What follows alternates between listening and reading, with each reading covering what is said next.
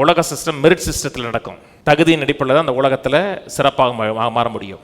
ஃபேக்ட்ரிக்கு வேலைக்கு போகிறீங்கன்னா, கம்பெனிக்கு வேலைக்கு போகிறீங்கன்னா, இருக்கிறதுலையே படிப்பறிவில்லாத ஆளை யாரும் எடுக்க மாட்டாங்க. இருக்கிறதுலையே பெஸ்ட்டான ஆட்களை தான் எடுப்பாங்க. உலக சிஸ்டங்கிறது மெரிட் சிஸ்டம் தான்.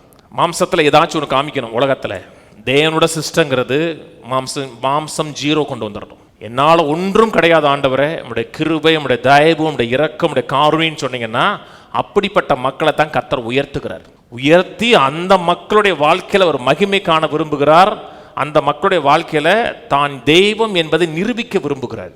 உலகம் வெறுக்கக்கூடியது, உலகம் யூஸ்லெஸ் சொல்லக்கூடிய ஆட்களை தான் கர்த்தர் பிக் பண்ணுறார். ஏன் பிக் பண்ணுறார் என்றால், அவன் நான் என்று சொல்வதற்கு ஒன்றுமே கிடையாது. கொஞ்சம் திறமை இருக்காண்டவரே, கொஞ்சம் தகுதி இருக்காண்டவரே, என்னால் முடிஞ்சதைக்கு பார்த்துக்கிறேன், மிச்சத்தை உங்கள்கிட்ட கொடுப்பு நினச்சிங்கன்னா உங்கள்கிட்ட அவர் மூவ் ஆகவே முடியாது. தேவன்கிட்ட வரும்பொழுது டோட்டலாக எம்டி பண்ணிடுறான். ஆண்டவரே என்னிடத்துல ஒன்றும் கிடையாது, கம்ப்ளீட் எம்டினஸோடு வந்தீங்கன்னா அவர் கம்ப்ளீட் ஃபுல்லாக வந்து உங்களை நிரப்புவார்.